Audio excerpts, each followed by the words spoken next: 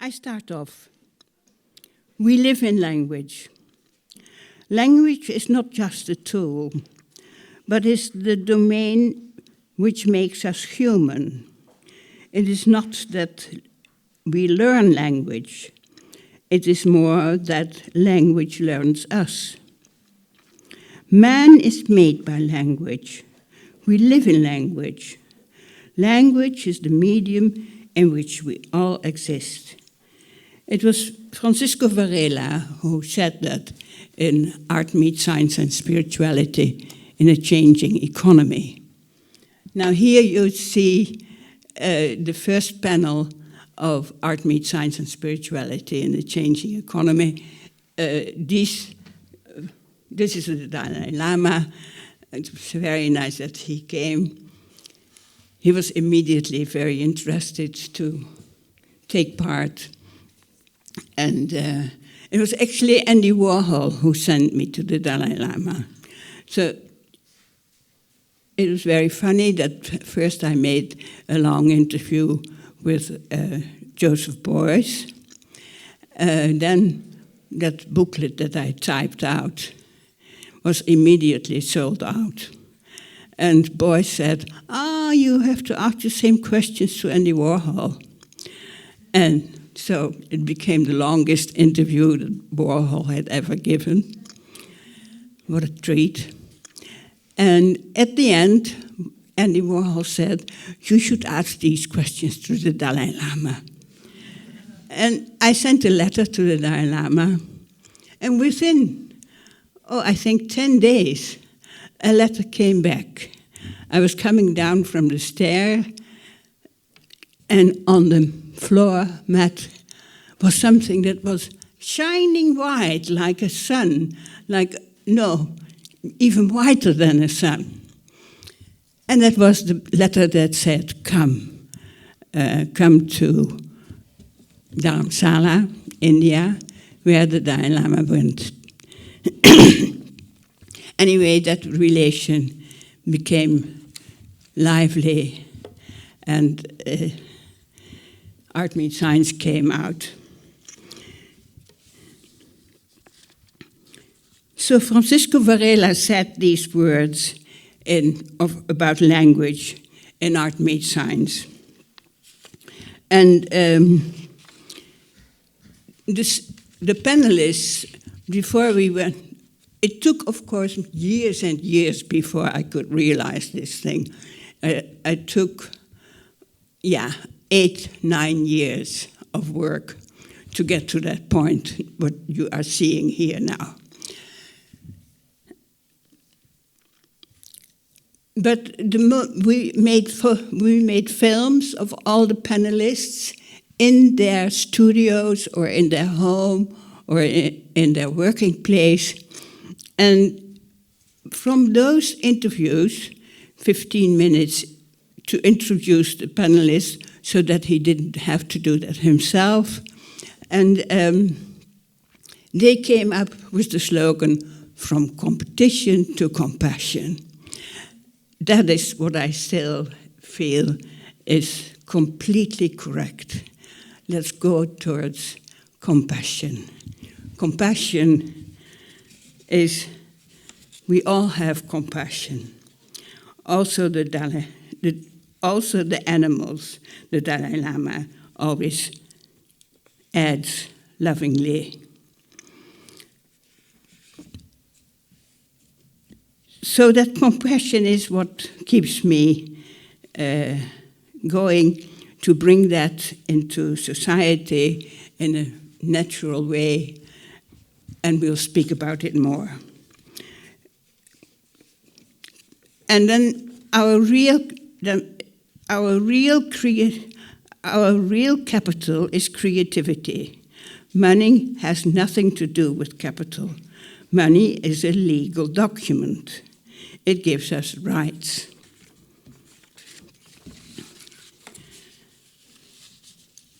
Everyone has creativity. Every being has it. We are all artists. Our creativity slumbers in our non-duality. non-duality is here. It's the sixth chakra. We have the fifth chakra is here. It's the wisdom chakra.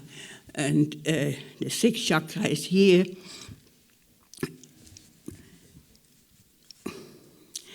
At the University of Taxila, now in Pakistan, both Jesus Christ and the last historical Buddha, Gautama Buddha, 500 years earlier than Christ, learned that we have a relative consciousness and an absolute consciousness.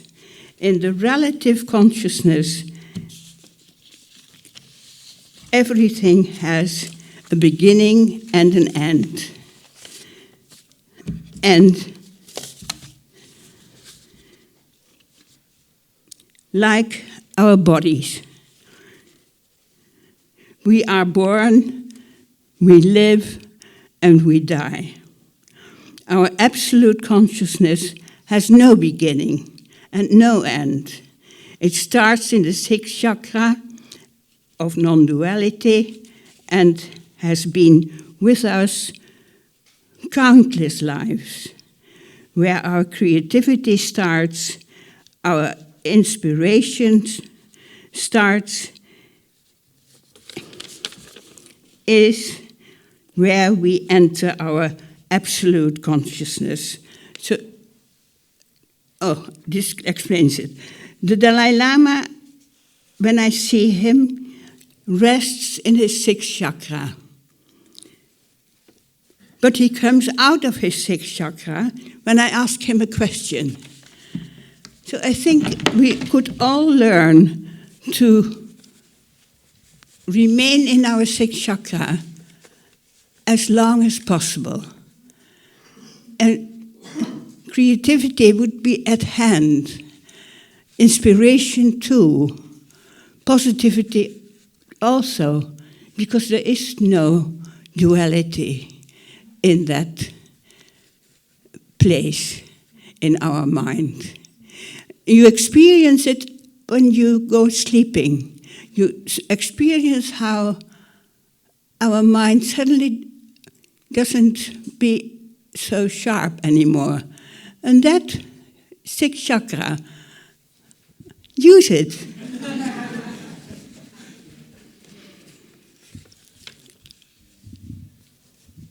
In the first place, because we are speaking about language, my question to you is that if something comes in your mind that you would like to say, please say it. Let's try to speak as much as we can together. So if you have a question or what do you call it, remark, please feel that we are talking together. It's not that I talk to you, we speak together.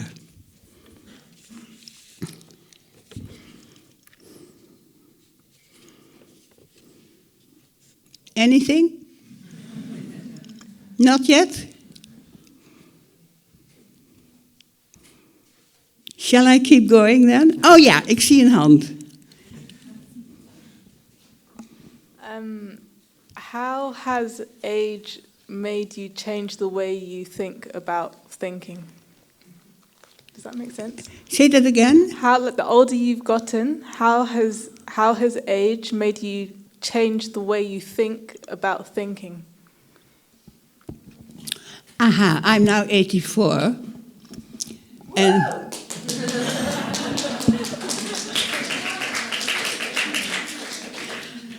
so you think, when did it come? Is that what you ask? Okay, at the age of 27, I heard a radio program, and it was about macrobiotics. And that is a way of eating. Have you heard of it? Oh, good. And when I heard them say these things on the radio, I thought, gee, I have to do that. Why is our body so long? Look. it is a grain. We are all a grain. The grain is our original food. So I thought, okay, I have to eat grains, vegetables, and beans. And a little later came the sentence, no lying, no killing, no stealing, grains, vegetables, beans. And that thing I started to live. You can try, because it changes your life completely. I threw out everything that I had on pots of things and started a whole new way of cooking. And I think that to see that food is a very important thing in your life, I think that is when I came to think more, how do you call it? What is it you want to hear? I think the question was about how your thinking about thinking has changed. Yeah, it is. That is with the food.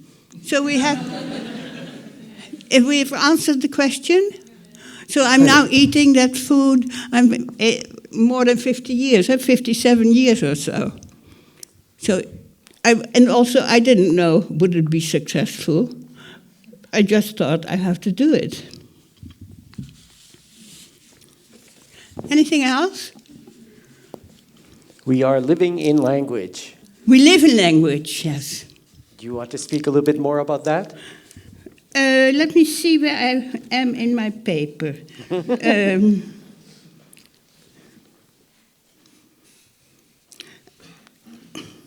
We have no way to explain how and what.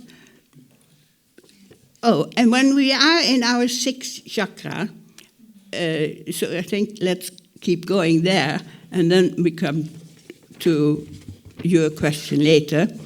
When we are in the sixth chakra, we have no way to explain how and what, because non-duality, in non-duality, you cannot pinpoint your experience, but you feel inspired and have to find out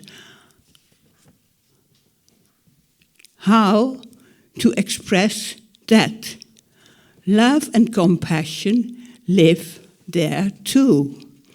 In the studio of Robert Rauschenberg in January 1968, I found out that love is the basis of art.